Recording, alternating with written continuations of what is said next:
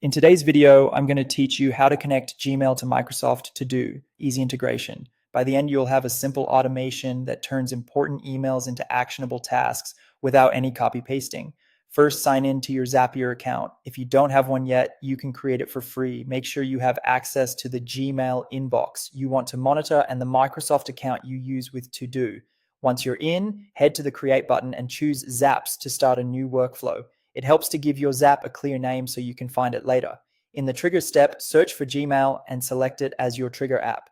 When Zapier asks for the event, pick either new starred email or new labeled conversation. New starred email is great if you already use the star to flag what needs follow-up.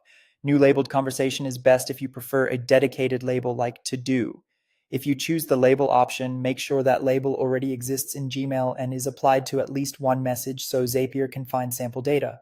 Connect your Gmail account using the secure sign-in, approve the requested permissions so Zapier can read the relevant email metadata. After connecting, run the trigger test. If nothing comes through, quickly star a recent email or apply the chosen label, then test again.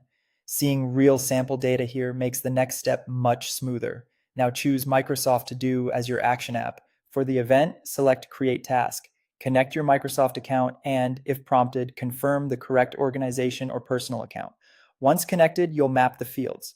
For the task title, use the email subject from the Gmail trigger so your tasks are instantly recognizable. Choose the to-do list where you want these tasks to appear, such as tasks or a custom project list you already use. You can also place additional context in the notes or description field, like the sender's name or a short email preview, using the data Zapier pulled from Gmail.